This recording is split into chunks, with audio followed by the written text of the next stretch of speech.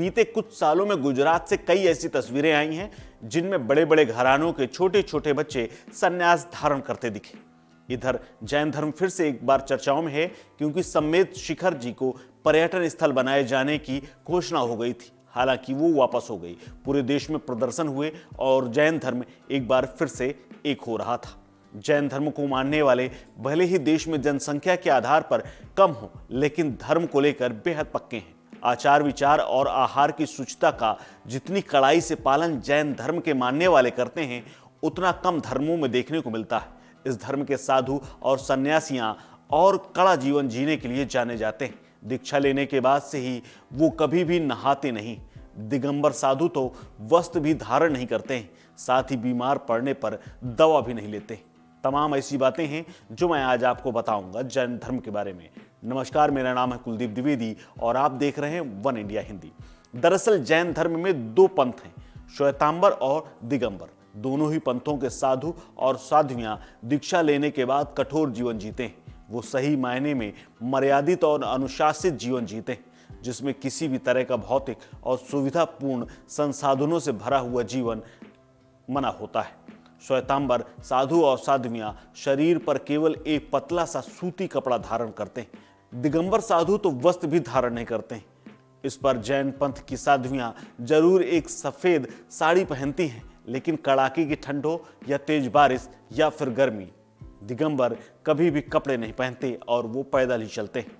दिगंबर साधु तो बर्फीली ठंड में भी कोई वस्त्र धारण नहीं करते। हाँ, श्वेतांबर साधु और साध्वियां अपने साथ रहने वाली 14 चीजों में से एक कंबली भी रखती हैं, जो बहुत पतली होती है।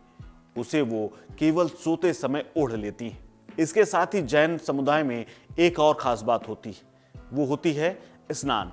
यानी इनका ये कहना है कि जैन धर्म में स्नान बाहरी स्नान नहीं होना चाहिए, जबकि आंतरिक होता है। बाहरी और आंतरिक को समझिए इस तरह कि सामान्य लोग आमतौर पर पानी से नहाते हैं, लेकिन साधु सन्यासी जैन धर्म के आंतरिक स्नान पर ज़्यादा ध्यान केंद्रित करते हैं, क्योंकि उनका मानना है कि शरीर से ज़्यादा विचारों की शुद्धि ज़्यादा जरूरी है।